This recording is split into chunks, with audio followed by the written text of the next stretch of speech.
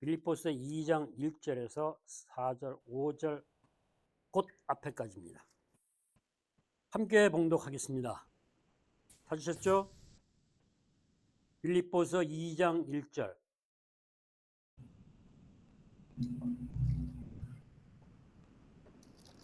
찾으셨어요? 예, 같이 봉독하겠습니다. 그러므로 그리스도 안에 무슨 권면이나 사랑의 무슨 위로나 성령의 무슨 교제나 긍휼이나 자비가 있거든 마음을 같이하여 같은 사랑을 가지고 뜻을 합하여 한 마음을 품어 아무 일에든지 다툼이나 허영으로 하지 말고 오직 겸손한 마음으로 각각 자기보다 남을 낮게 여기고 각각 자기 일을 돌볼 뿐더러 또한 각각 다른 사람들의 일을 돌보아 나의 기쁨을 충만하게 하라. 너희 안에 이 마음을 품으라. 맞습니다. 네. 여기 12장을 보면서 찬양을 하면서 괴로운 일이 많으나 구주여 내게 힘주사 잘 감당하게 하소서. 우리가 이 겸손하게 살려고 하는 이것을 방해하는 것이 교만입니다. 이 교만을 철저하게 사탄은 이용하기 때문에 우리가 힘들고 괴롭다는 것이죠. 인자한 말을 가지고 사람을 감화시키며 인도하소서 하는 것은 그리스도 안에서 무슨 권면이나 하는 것과 해당하는 말이라고 볼 수 있습니다. 구주의 귀한 인내로 깨달아 알게 하고 굳건한 믿음 주사 승리하게 하소서.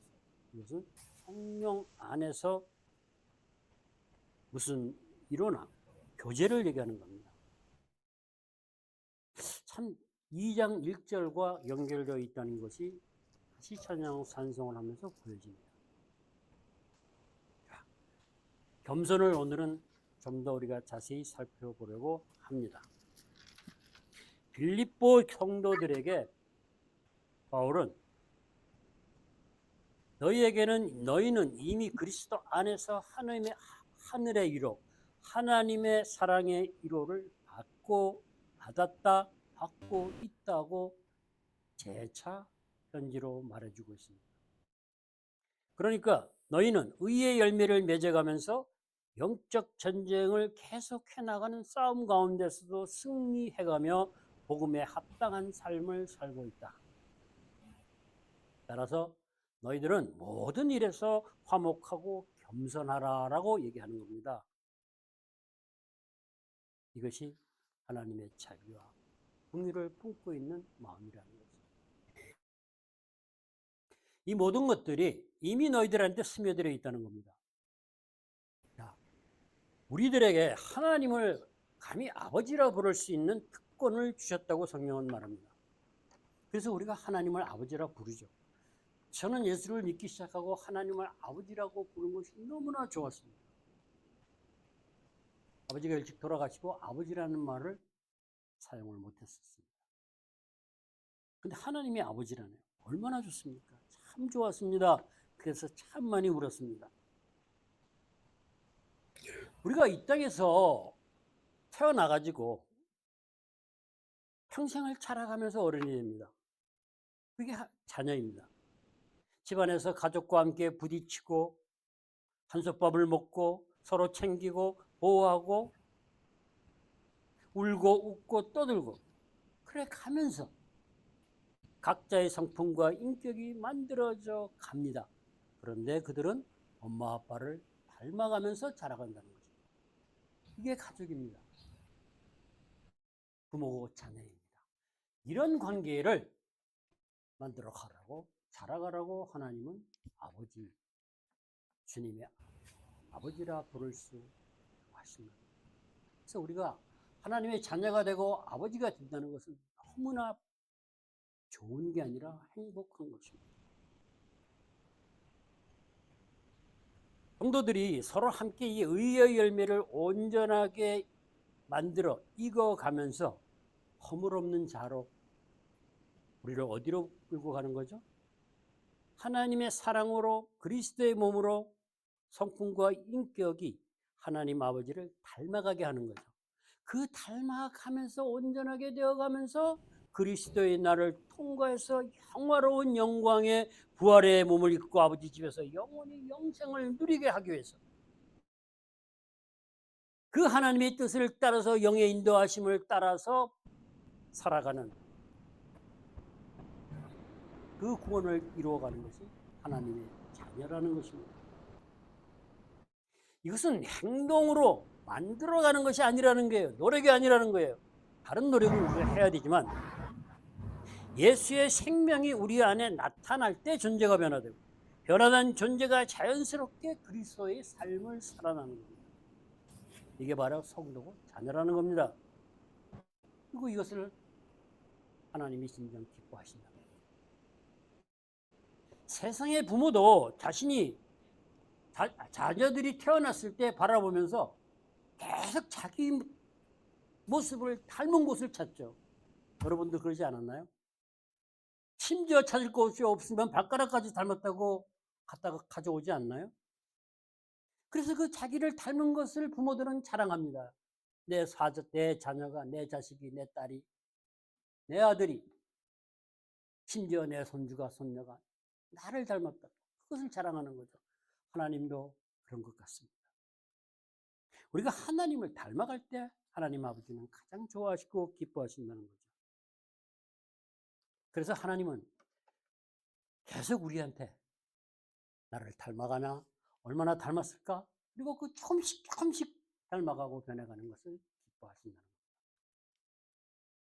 이렇게 우리가 그리스도 안에서 주님을 닮아가는 존재로 변화를 받는데 그 받아가면서 우리도 모르게 우리 안에 하나님이 만들어 주시면서 넣어주신 게 있다는 겁니다.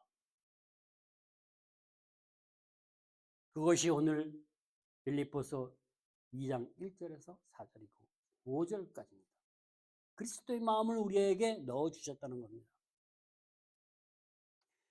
그리스도 예수 안에서 지혜와 지식의 말씀을 건면할 수 있도록 또 사랑의 위로와 성령의 교제와 긍휼이나 자비를 우리 심령 깊은 곳에 새롭게 변화된 존재의 성품과 인격 안에 스며들어서 나도 모르게 넣어주신 것을 나도 모르게 자연스럽게 드러낼 수밖에 없다는 것입니다. 이것이 분명해야 됩니다. 내가 만들어가는 것이 아니라 성령께서 성경을 통해서 묵상하며 기도하고 하나님의 음성을 듣고 하나님을 만나고 교제할 때 내 안에 스며들어 넣어주신 것이 그 만들어주신 성품과 인격을 통해서 자연스럽게 흘러나온다는 것입니다.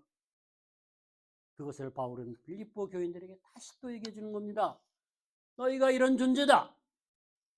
그러니 영적 전쟁에 이 땅의 싸움에 얼마든지 이길 수 있다. 얼마나 좋았겠습니까? 로마 황제의 핍박 가운데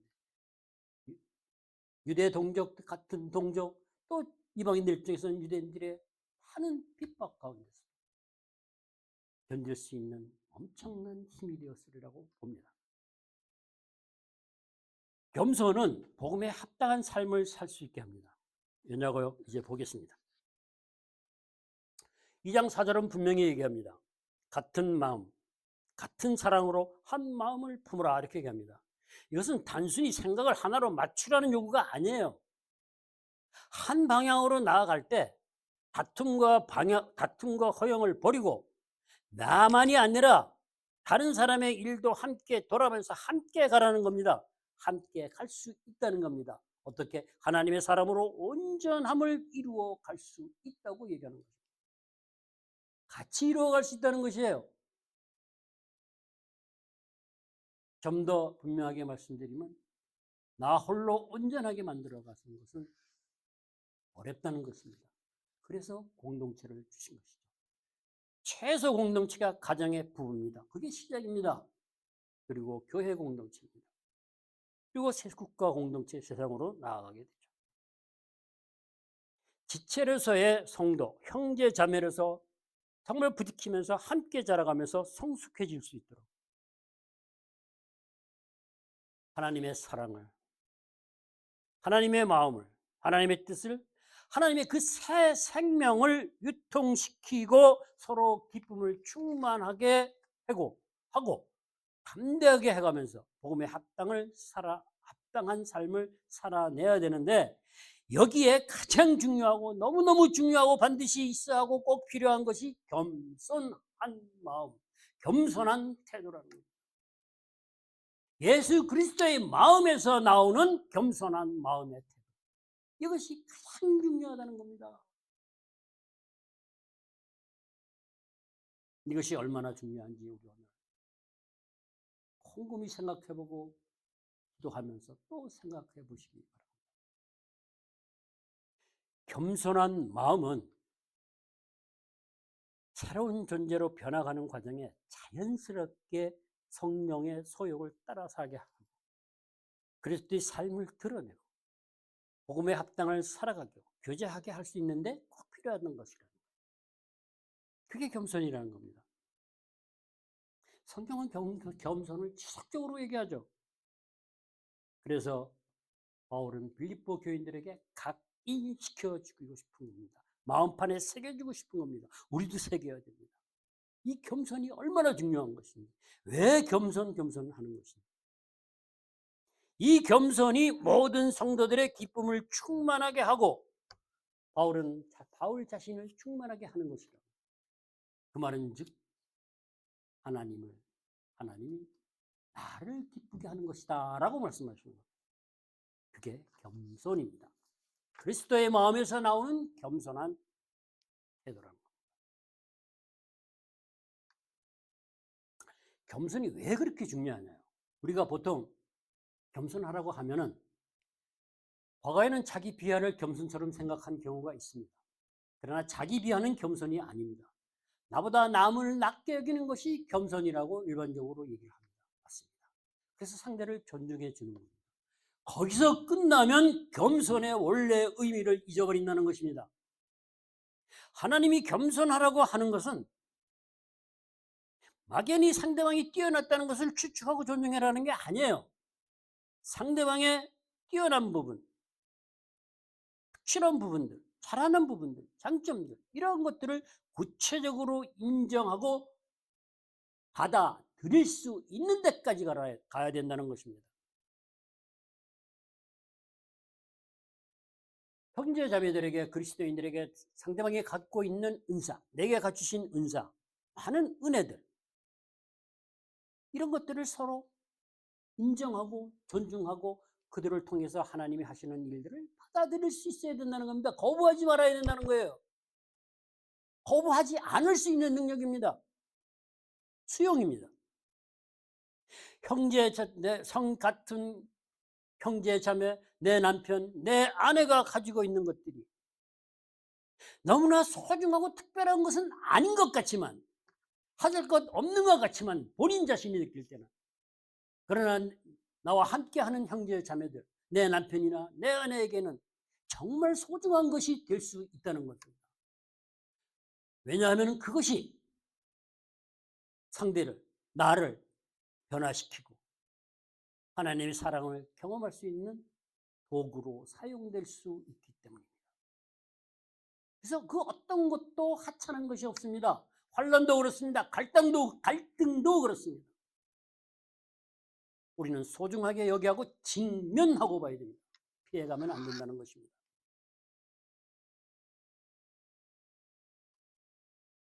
다시 말하면 이런 겁니다. 겸손은 상대방이 하는 말을, 의견을 마음까지도 분별하고 받아들일 수 있다는 겁니다. 그런 의미를 담고 있다는 것이 겸손입니다. 이게 왜 중요하냐? 이 겸손은 하나님 앞으로 나아갈 때 하나님의 음성을, 하나님의 말씀을, 하나님의 뜻을 분별하고 그 하나님이 하시는 모든 것들을 받아들이고 수용하고 내 것이 되게 할 수 있는 통로이기 때문에 그렇습니다. 그래서 우리는 정말 민감해야 됩니다. 그러면 얼마나 중요한 것입니까? 내가 겸손하지 않으면 하나님의 음성을 들을 수도 없고 하나님을 볼 수도 없고 만날 수도 없고 나는 변화를 받아 갈 수도 없고 구원을 이루어 갈 수도 없다는 것입니다. 극단적으로 말하면. 물론 그것은 모두 하나님이 하시는 일입니다. 그래서 단순하게 남을 나보다 낮게 하고 나를 비하하고 남을 존중하고 그 자체에 머무는 것이 아니라는 겁니다. 넘어서야 된다는 것입니다. 하나님이 다른 지체에게 주신 이 땅의 모든 것들에게 준 그 은혜와 은사를 인정하고 받아들여야 된다는 겁니다. 그런데 이 타락한 죄된 본성을 가진 거의 모든 인간들은 거부합니다.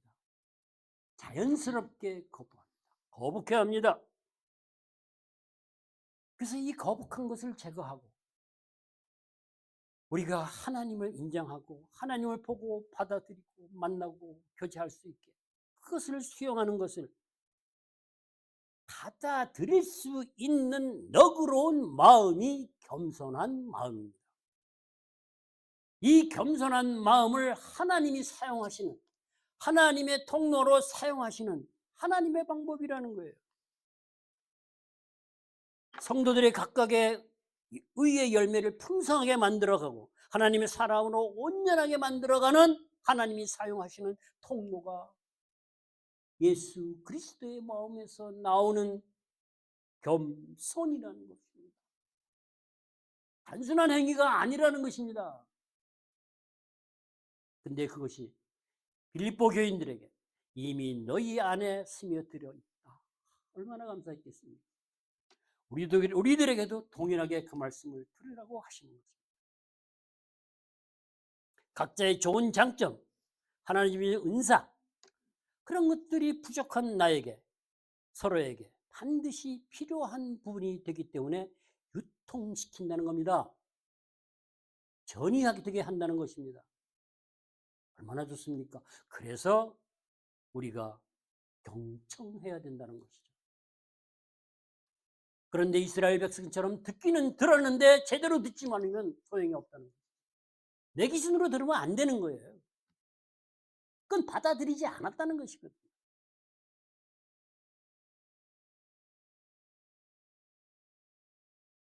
그리스도와 함께 교제하는 그 교제 가운데서 우리는 이렇게 겸손한 마음으로, 겸손한 태도로 상대방의 의견을, 마음을, 뜻을 통해서 하나님이 하시는 말씀을 받아들일 수 있어야 된다는 것입니다. 분별해야 되겠죠. 그리고 받아들여야 됩니다. 그러면 우리는 모든 일에서 담대해지고 온전한 자유를 가지고 하나님의 마음을 알고 하나님의 뜻을 따라 순종할 수 있다는 것입니다. 그러면 순종이 제사보다 낫다는 말을 온전히 온몸으로 이해할 수 있습니다. 받아들일 수 있다는 것이죠. 간단히 말씀드리면 하나님의 말씀이 직접적인 말씀이든 성경의 통찰력이든 어떤 경우든 하나님이 내게 하시는 말씀들이 내 마음에 들어오게 하는 통로가 되는 것이 겸손이라는 겁니다. 내 안에 겸손이 없고 교만하다면 우리가 하나님의 음성을, 하나님의 메시지를 깨달을 수도 없고 들을 수도 없다는 것입니다. 지식적으로는 알아갈 수 있어요. 그러나 성경적으로 하나님을 알아가는 데는 불가하고 막히고 겸손만이 통로가 된다고 말씀하시는 겁니다.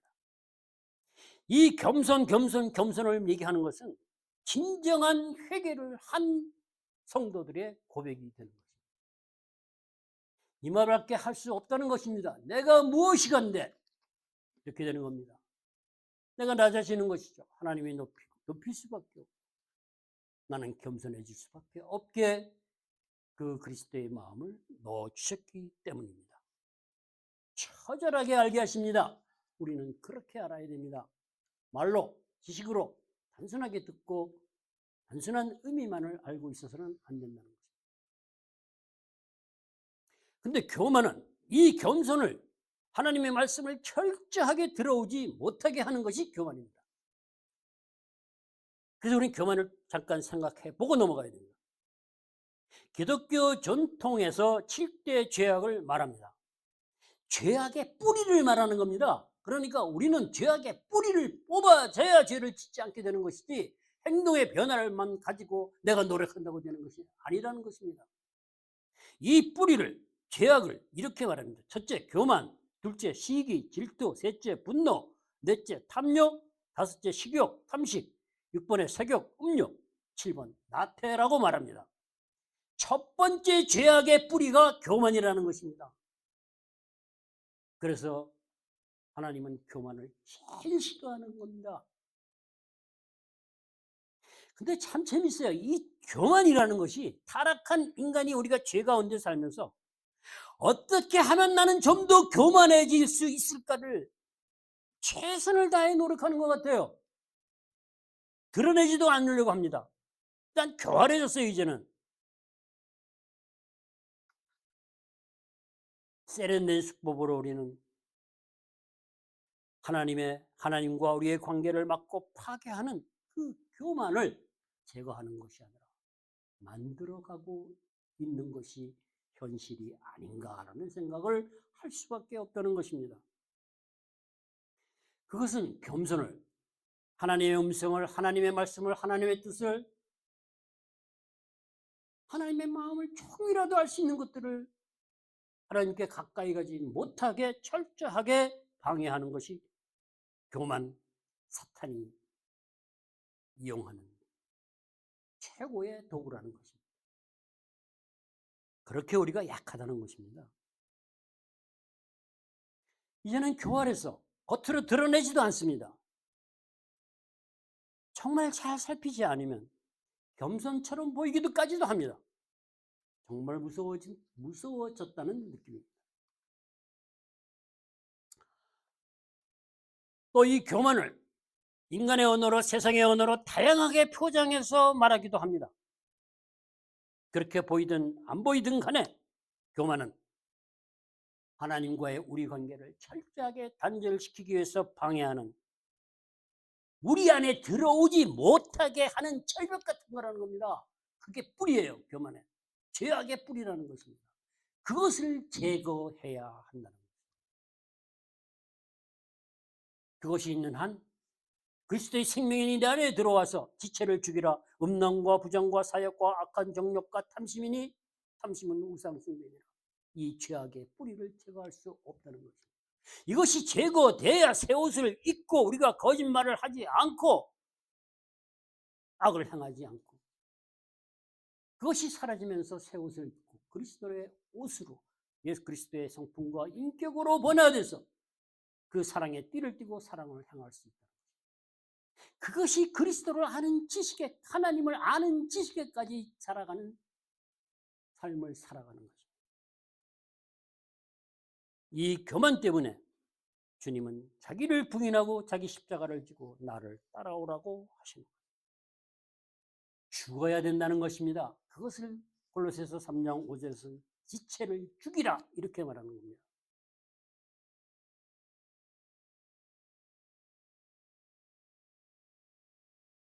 데이비드 왓슨이 쓴 제자도의 책을 시작할 때 본예포 예를 들면서 그랬어요. 우리를 불러 모으신 것은 와서 죽으라는 것이다. 저는 그 말이 너무나 실감이 났어요. 2005년도에 교회에서 제자 양육 1:1 제자 양육 교육을 받으면서 그 책을 읽을 때 너무 감동 있게 읽었어요. 그 말이 너무나 와닿았어요. 우리를 불러 모으신 것은 와서 죽으라고 하는 것이다. 맞습니다. 죽어야 살기 때문입니다. 그것은 뿌리를 제거해야 됩니다. 우리가 하나님의 음성을 직접적으로도 듣지만 설교를 통해서 성경의 본문 안에서 넘어오는 하나님의 통찰력, 깨달음, 음성을 들어야 된다는 것입니다. 또 사람을 통해서 들어온 것, 사람을 사용하시니까요. 인간의 언어를 사용하시니까. 또 자연을 통한 모든 피조물을 통해서 어떤 경로든 하나님은 지속적으로 우리에게 대화를 하고 싶다, 얘기하고 싶다고, 소통하고 싶다고 말씀하고 계시는 것이 실제고 사실이고 현실이라는 겁니다. 그래서 우리는 깨어 있어야 합니다. 그래서 보지 못하게 하고 만나지 못하게 하는 이 방해꾼 교만, 이것은 제거되어야 합니다. 그것이 제거되면 제거시켜 가시면서 우리들에게 주어지는 겸손. 그것이 하나님과의 관계를 온전히 회복해가는 통로라는 것입니다. 얼마나 감사합니까? 그냥 남을 단순하게 높이고 존중하는 것에서 끝나면 안 된다는 겁니다. 어저께 잠깐 이 겸손을 우리 강 목사님하고 얘기할 때 강 목사님이 어거스틴의 겸손을 얘기했어요. 제자들이 어거스틴에게 제일 등가는 덕목이 무엇이냐라고 물었을 때 첫째도 둘째도 셋째도 겸손이라고 얘기했다고 했습니다. 네, 맞습니다. 겸손이 통로, 유일한 통로이기 때문에 그렇습니다. 그리스도의 마음에서 나오는 겸손한 마음과 겸손한 태도, 그것은 우리가 하나님과 교제하는 통로가 되고 하나님의 모든 것을 우리한테 전가시켜주고 전이시켜서 우리를 하나님의 사람으로 온전하게 세워가기 때문에, 그래서 영원한 영광의 부활의 몸을 입고 영생을 누리게 할 수 있는 통로이기 때문에 너무나 소중한 것입니다. 그러니 첫째도 둘째도 셋째도 겸손이라고 말할 수밖에 없는 것입니다. 그것이 바울이 말씀을 통해서 골로새서와 로마서 말씀을 통해서 참된 회개를 했을 때 나오는 고백입니다. 참된 회개, 진정한 회개, 그것을 성령 안에서 하나님이 하게 하셨을 때 우리는 그 고백을 할 수 있습니다. 하게 하십니다. 이것이 우리를 지체들을 불러 모아서 예수 그리스도를 믿게 하고 불러 모아서 온전하게 하나님의 선한 일을 행할 수 있는 하나님의 사람으로 온전하게 세워가는 방식이라는 겁니다. 하나님의 방법이라는 것이에요. 그러니 우리는 그 방법을 따라야 됩니다. 겸손해야 됩니다. 겸손해져야 합니다. 그것은 존재가 새롭게 변화를 받아가야 된다는 것을 말씀하고 계십니다. 행동의 변화나 내 의지나 노력이나 결단으로 해결되는 것이 아니라는 겁니다. 우리는 새롭게 변화를 받아서 새로운 존재, 새 것이 되었도다라는 이렇게 되어야 가야 된다는 것입니다. 그러면 우리는 서로 용납하고 용서하고 받아들이는, 수용하는, 관용을 베푸는 삶을 살아갈 수 있다는 것입니다. 그런데 바울은 이렇게 말하는 겁니다. 그것이 빌립보 성도들아, 사랑하는 너희들 안에 있단다, 이렇게 얘기하는 겁니다. 우리는 그것을 깨워야 됩니다. 그래서 5절의 시작을 예수 그리스도 예수의 마음을 품어라 라고 단호하게 말하고 있는 것입니다. 너희들은 잘 알지도 못하고 있지만, 느끼지도 못하지만 사실은 이미 너희들은 품었다. 그걸 알아라. 그러니 너희는 그렇게 살 수 있다. 왜? 우리 예수 그리스도를 믿음 안에 사는 우리는 내 안에 예수 그리스도가 사심으로 내 안에 예수 그리스도의 마음을 품고 있는 것이에요. 그걸 깨워야 된다는 겁니다. 활성화시켜야 된다는 거죠. 역동적으로 그 믿음이 사랑을 통해서 역사해야 된다는 것입니다. 이 마음은 세상 사람들에게는 없다는 것입니다. 타락한 인간에게는 없다는 것입니다. 오직 예수 그리스도 안에 있는 것이라고 합니다. 그래서 우리가 예수 그리스도 안에 있어야 되고 예수 그리스도가 내 안에 있어야 되고, 그것이 믿음입니다.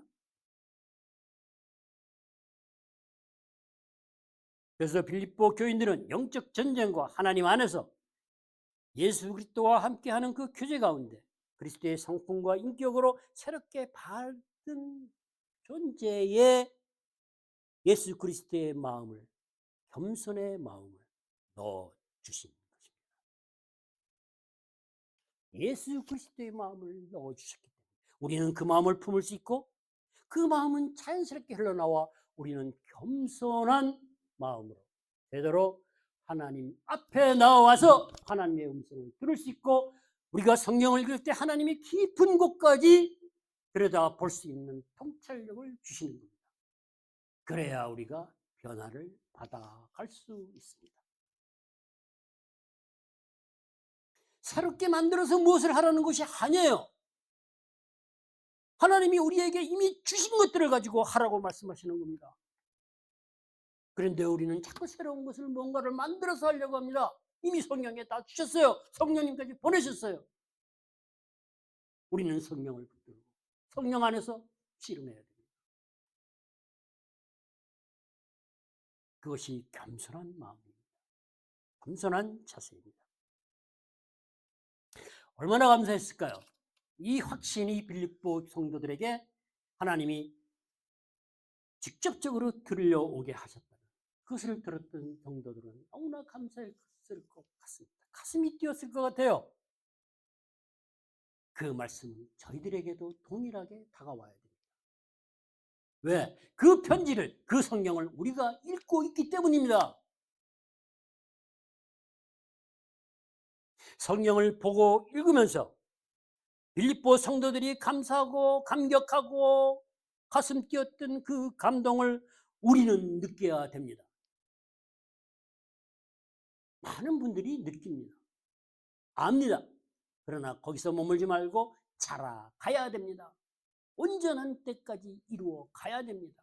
그것이 이 땅을 살아가는 길이고 주님은 구원의 때에 재림의 때에 우리가 주님을 만났을 때 완전하게 하시겠다는 것이 하나님의 약속입니다. 그것이 구원의 약속입니다. 저는 너무나 감사했습니다. 이것이 겸손이었구나. 이제서야 겸손을 제대로 알게 하는구나. 나는 넣어주셨는데 내가 그렇게 하고 있음에도 그것이 그것인 줄 몰랐다는 것입니다. 이제까지. 제가 얼마나 감사했겠습니까. 그렇게 깨달아 정리해서 알게 해주셨습니다. 우리가 만드는 교제가, 책이, 우리의 모든 사역이 하나님의 음성과 하나님의 메시지와 하나님의 마음과 하나님의 뜻이 전해져서 하나님의 그 은혜 가운데 그들이 많은 사람들이 듣고 보고 하나님의 깊은 곳까지 아는 모두가 들을 수 있는 그런 우리의 사역이 되었으면 좋겠습니다. 정말 좋겠습니다. 그렇게 우리 함께 만들어 갑시다. 그렇게 만들어 갈 수 있기를 간절히 소망하며 이루어 주실 하나님을 믿고 감사하면서 또 여러분들 그렇게 해주기를 진심으로 축복합니다. 기도하겠습니다. 아버지 하나님 감사합니다. 겸손하라. 왜 그리 빌립보스에 겸손하라 기뻐하라 하셨는지 이제서야 알게 하시니 조금이라도 알게 하시니 감사합니다. 그 겸손이 나에게 기쁨을 가져주신다고 하시는 말씀. 세상에 알 수 없는 기쁨을 우리한테 넣어주시기 위해서 그 통로를 사용하기 위해서 말씀하시라는 것, 말씀하고 계신다는 것. 알게 하셔서 감사합니다.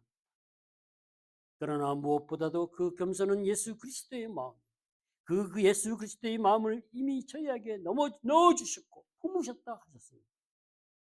우리 모두가 날로 서로의 일을 돌아보고 각각의 일을 돌아보시 각자의 일을 돌아보며 하나님이 뜻하고 계획하신 하나님의 사랑으로 온전하게 이루어 가면서 가는 과정 선한 일을 행하며 구원을 이루어 갈 수 있도록 우리 모두를 붙들어 주시고 지켜 주시고 새 생명으로 함께 하시며 그 새 생명이 살아 넘치도록 축복해 주시옵소서.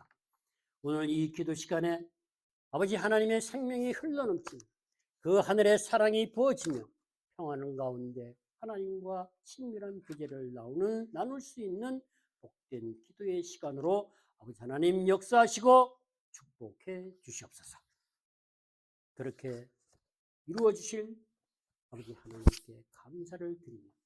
예수님의 이름으로 기도했습니다. 아멘. 예, 이제 함께 기도하는 시간을